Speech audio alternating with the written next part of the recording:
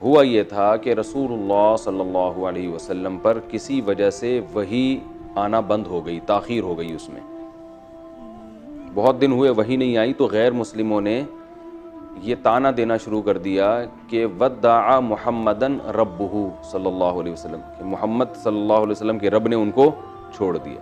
پہلے تو بتاتے رہتے تھے یہ نازل ہوا، یہ نازل ہوا، یہ نازل ہوا، اب تو کچھ بھی نازل نہیں ہو رہا، تو ان کے رب نے ان کو چھوڑ دیا۔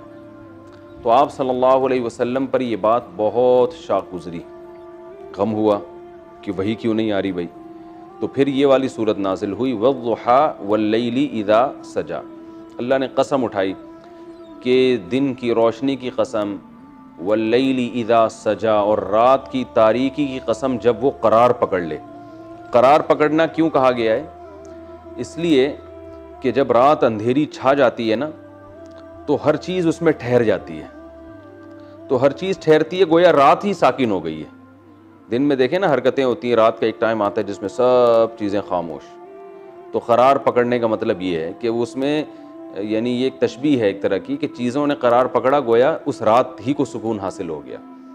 تو اللہ نے قسمیں اٹھائی دو، اور قسم اٹھا کے فرمایا ما ودعک ربک، نہیں چھوڑا تجھے تیرے رب نے، وما قلا، اور نہ تیرا رب تجھ سے ناراض ہوا۔ تو یہ قسموں کا کیا مناسبت ہے آپس میں؟ اللہ نے بتا دیا کہ جیسے دن بھی ہوتا ہے اور رات کی روشنی بھی ہوتی ہے، تو زمانے کے تغیرات ہیں نا، ہمیشہ ایک جیسا زمانہ نہیں رہتا۔ اللہ چاہتا ہے ایسی چڑھتی ہوئی دھوپ، اور 12 گھنٹے میں کیا ہوتا ہے؟ ایک دم گھپ اندھیرا۔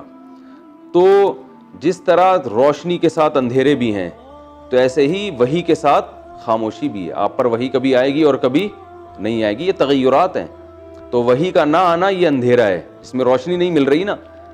تو جو اللہ رات کے اندھیرے میں روشنی چھین لیتا ہے تو وہ دوبارہ صبح بھی تو لے کر آتا ہے نا، وہی پھر روشنی دے بھی دیتا ہے۔ تو اللہ نے آپ سے وحی کی روشنی وقتی طور پر چھینی ہے، تو یہ وقتی طور پر ہے، وہ دوبارہ وحی نازل کر کے آپ کے ذریعے سارے جہاں کو ہدایت کے نور سے روشن کر دے گا۔ تو یہ بڑی خوبصورت مناسبت ہے اس میں، اس کو کہتے ہیں قسم اور جواب قسم۔ جواب قسم کہتے ہیں جس چیز پہ قسم اٹھائی جا رہی ہے اس کو جواب قسم کہتے ہیں، اور وہ جو قسم ہے اس کو قسم کہتے ہیں۔ تو قسم اور جواب قسم میں مناسبت ہوتی ہے، ٹھیک ہے نا، کہ کوئی یعنی گویا قسم وہ دلیل بن رہی ہوتی ہے اس جواب قسم پہ۔ تو اللہ نے فرمایا سورج کی روشنی کی قسم اور رات کی تاریکی کی قسم، جب وہ چھا جائے تیرے رب نے نہ تجھے چھوڑا اور نہ وہ ناراض ہوا، کچھ بھی نہیں ہوا ہے۔ یہ تو تغیرات ہیں جو مصلحت اور حکمت کی وجہ سے ہوتے رہتے ہیں۔ ما ودعک ربک وما قلا، اور باقی نبی صلی اللہ علیہ وسلم کو یہ بتایا کہ آپ جو غمزدہ ہو رہے ہیں، کہ یہ طعنے دے رہے ہیں آپ کو اور پریشان کر رہے ہیں، تو غمزدہ اس لیے نہ ہوں کہ یہ دنیا کی آزمائشیں ہیں، آخرت آپ کے لیے اس دنیا سے بہتر ہے۔ یعنی جب دنیا سے آپ جائیں گے تو یہ ساری آزمائشیں آپ کی ختم ہو جائیں گی۔ تو وَلَلْآخِرَةُ خَيْرٌ لَكَ مِنَ الْأُولَىٰ، اور آخرت آپ کے لیے بہتر ہے اس دنیا سے۔ آگے اللہ فرما رہے ہیں کہ آپ کا رب آپ کو کیسے چھوڑ سکتا ہے، یعنی آپ نے یہ کیسے ان کے تانوں کا اثر لے لیا کہ آپ کے رب نے آپ کو چھوڑ دیا۔ اگر چھوڑنا ہوتا تو اللہ تعالیٰ آپ کے پہ ماضی پہ کیسے کیسے حالات آئے ہیں، اس وقت اللہ نے آپ کو نہیں چھوڑا، تو اس کا مطلب اللہ آپ کا ہاتھ ہمیشہ کے لیے اللہ نے ہاتھ تھام کے رکھا ہوا ہے، اللہ آپ کو کبھی بھی نہیں چھوڑے گا۔ تو پھر اللہ نے ماضی بیان کیا، الم یجدک یتیما فآویٰ، کیا اس نے آپ کو یتیم نہیں پایا اور پھر آپ کو ٹھکانہ دے دیا؟ کیسا یتیم کہ نبی صلی اللہ علیہ وسلم کی ولادت سے پہلے آپ کے والد چلے گئے دنیا سے، پھر جب آپ پیدا ہوئے تو 6 سال کی عمر میں، بعض روایتوں کے مطابق 8 سال کی عمر میں آپ کی والدہ کا انتقال ہو گیا، تو ابا سے بھی محروم، والد سے بھی محروم اور والدہ سے بھی۔ اب اس ایسے بچے کو کون عزت دیتا ہے؟ لیکن اللہ نے انتظام کیا آپ کے دادا کے ذریعے، دادا کے دل میں محبت ڈال دی، شفقت ڈال دی، انہوں نے اپنا سگا بیٹا سمجھ کے آپ کو پالا، اور بہت خیال کیا کرتے تھے عبد المطلب، ہر جگہ جو ہے نا وہ آ کے کھڑے ہو جایا کرتے تھے نبی صلی اللہ علیہ وسلم کے دفاع میں۔ لیکن چند ہی سالوں میں دادا کا بھی انتقال ہو گیا، تو کتنا غم لگتا ہے نا انسان کو کہ میری تو نہ ماں رہی، نہ میرے باپ رہے، اور نہ میرے دادا رہے جو اتنی محبت کرتے تھے۔ لیکن اللہ نے اس کا آلٹرنیٹ ابو طالب کو پیدا کی، ابو طالب کی کسٹڈی میں دے دیا، اور جو ابو طالب آپ کے چچا تھے وہ بھی آپ سے ایسے ہی محبت کیا کرتے تھے جیسے دادا، اور وہ تو انہوں نے تو ساتھ دینے میں حد کر دی، کیونکہ انسان کو بہرحال خاندان میں کسی مرد کا، کسی بڑے کا سہارا چاہیے ہوتا ہے، بچوں کو. تو وہ ایسا ساتھ دیا انہوں نے کہ انہوں نے تو جب یعنی آپ صلی اللہ علیہ وسلم نے نبوت کا دعویٰ کیا ہے تو انہوں نے اگرچہ ایمان تو نہیں لے کر آئے مگر کفر کی حالت میں بھی ساتھ کافروں کا نہیں دیا بلکہ ساتھ رسول اللہ صلی اللہ علیہ وسلم کا دیا. مشرکین مکہ نے جب بائیکاٹ کیا نا بنو ہاشم کا 3 سال تک ناکہ بندی ہر طرح کی اور شعب ابی طالب کی گھاٹی میں ان کو باؤنڈ کر دیا, محصور ہونا پڑا, تو اس گھاٹی میں 3 سال ابو طالب نے آپ کے ساتھ گزارے ہیں. حالانکہ ابو طالب نظریاتی طور پر مشرکین مکہ کے ساتھ تھے لیکن اپنے یتیم بھتیجے کی اور آپ صلی اللہ علیہ وسلم کی محبت میں جو ہے نا مذہب سے متفق نہ ہونے کی باوجود ساتھ کس کا دے رہے ہیں؟ محمد صلی اللہ علیہ وسلم کا. اور بالآخر ایک دن تو آپ نے کہہ دیا نا کہ مجھ پر اتنا بوجھ نہ ڈالو جو میری طاقت سے زیادہ ہو. وہ بار بار آ کے, اور ابو طالب کی وجہ سے آپ صلی اللہ علیہ وسلم کو قتل ہونے سے بھی اللہ نے محفوظ رکھا ہے, ورنہ عرب تو قتل کر دیتے. ابو طالب کا ایک مقام تھا, ایک سرداری تھی, ایک روب تھا, تو وہ مشرکین مکہ یہ کہتے تھے کہ ہم ابو طالب کی وجہ سے نہیں قتل کرتے محمد صلی اللہ علیہ وسلم کو. لیکن آپ صلی اللہ علیہ وسلم جب بتوں کو کی وہ بیان کرتے اور اسلام کی تبلیغ میں مسلسل لگے رہے تو بالآخر جو ہے نا وہ پورا وفد کی شکل میں ابو طالب کے پاس گئے مشرکین کے سردار, اور کہنے لگے کہ ہم آپ کی وجہ سے رعایت کر رہے ہیں لیکن ہمارے صبر کی بھی ایک انتہا ہے. تو پھر وہ ابو طالب نے نبی صلی اللہ علیہ وسلم کو بلایا اور کہا کہ اے میرے بھتیجے مجھ پر اتنا بوجھ نہ ڈالو جو میری طاقت سے زیادہ ہو. یعنی میں تو تمہارا دفاع کر رہا ہوں لیکن جو ہے نا تم بھی لچک نہیں پیدا کر رہے اپنے دعوت میں, تم بھی دعوت دیے جا رہے ہو. تو اس موقع پر نبی صلی اللہ علیہ وسلم نے فرمایا اگر یہ میرے ایک ہاتھ پہ چاند اور ایک ہاتھ پہ سورج بھی رکھ دیں تو میں اپنی دعوت سے باز نہیں آؤں گا. اس کے بعد بھی ابو طالب نے کہا میں جب تک زندہ ہوں تمہارا ساتھ دوں گا. تو یہ ہے کہ الم یجد کا یتیما فآوا, اللہ فرماتے ہیں آپ یتیم تھے ہم نے آپ کو ٹھکانہ دیا. وہ الگ بات ہے ابو طالب کی موت کفر پر ہوئی اور آپ صلی اللہ علیہ وسلم آخر وقت تک کوشش میں لگے رہے کہ یہ کلمہ پڑھ لیں, لیکن آپ کلمہ نہیں پڑھے. صحیح مسلم کی حدیث ہے, اور انہوں نے کہا کہ ایک دفعہ کلمہ پڑھ کے میری آنکھیں ٹھنڈی کر دیں تاکہ میں آخرت میں آپ کی سفارش کر سکوں.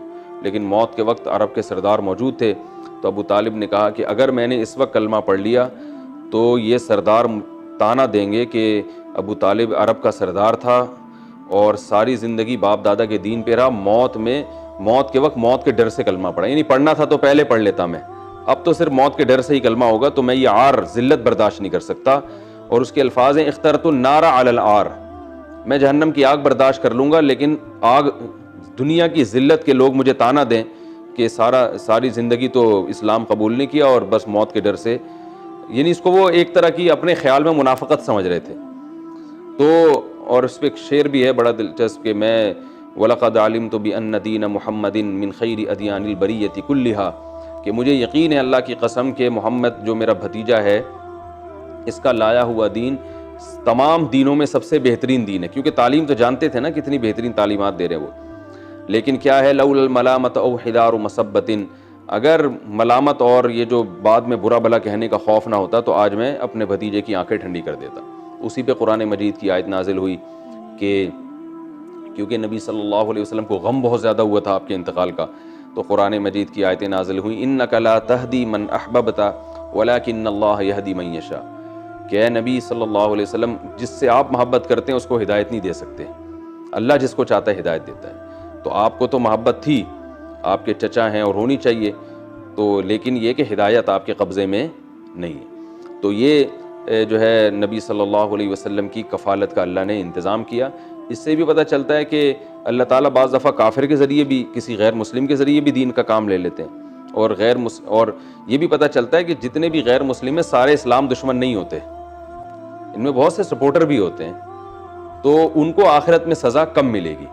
حضرت عائشہ رضی اللہ تعالی عنہ سے روایت ہے, صحیح مسلم کی حدیث ہے, حضرت عائشہ فرماتی ہیں یا رسول اللہ کہ یہ جو تھے انہوں نے آپ کا ابو طالب نے اتنا ساتھ دیا اور اتنی آپ کی جو ہے وہ خدمت کی, تو کیا ان نیکیوں کا ان کو قیامت کے دن اجر ملے گا؟ آپ نے فرمایا ہاں, اتنا اجر ملے گا کہ یہ قیامت کے دن جہنم کے سب سے نچلے طبقے میں ہوں گے لیکن اللہ ان کو سب سے اوپر والے طبقے میں لے آئے گا, پاؤں میں صرف آگ کی جوتیاں ہوں گی. تو یہ بھی بہت بڑا عذاب ہے. لیکن یہ کہ یہ سب سے کم ترین عذاب حدیث میں آتا ہے قیامت کے دن, کافروں میں سب سے کم عذاب ابو طالب کو ہوگا, لیکن جہنم سے نکلنا نصیب نہیں ہوگا، اس لیے کہ موت کس پر ہوئی تھی؟ شرک پر۔ تو حضرت ابراہیم علیہ السلام کے والد کا بھی ایسے ہی ہے۔ تو اس لیے ہمیں اس سے یہ بھی پتہ چلتا ہے اپنے والدین جو ہمارے ایمان پر مرتے ہیں، یہ اللہ کا بہت بڑا فضل ہے کہ کم از کم دعا کا راستہ ان کے لیے اللہ نے کھول دیا ہے۔ تو اللہ نے فرمایا الم یجدک یتیمن، اے نبی کیا ہم نے آپ کو یتیم نہیں پایا؟ فآوا، تو ہم نے آپ کو ٹھکانہ دے دیا۔ تو یعنی اللہ نے بتا دیا کہ اس وقت آپ کے رب نے آپ کو تنہا نہیں چھوڑا، آپ کے ٹھکانے کا انتظام کیا۔ موسیٰ علیہ السلام کے ساتھ بھی ایسا ہی ہوا کہ اللہ نے فرعون میں حضرت موسیٰ علیہ السلام کو ٹھکانہ دیا، اور فرعون ہی کے محل میں آپ پل کے بڑے ہوئے، وہ جہنم میں اور موسیٰ علیہ السلام جنت میں۔ تو اللہ تعالیٰ کی یہ عادت ہے کس سے کیا کام لے لیں۔ تو الم یجدک یتیمن فآوا، کیا آپ کو یتیم نہیں پایا اور اللہ نے آپ کو ٹھکانہ دے دیا۔ اگلا انشاءاللہ پھر میں اگلے لیکچر میں اگلی آیات کا درس دوں گا۔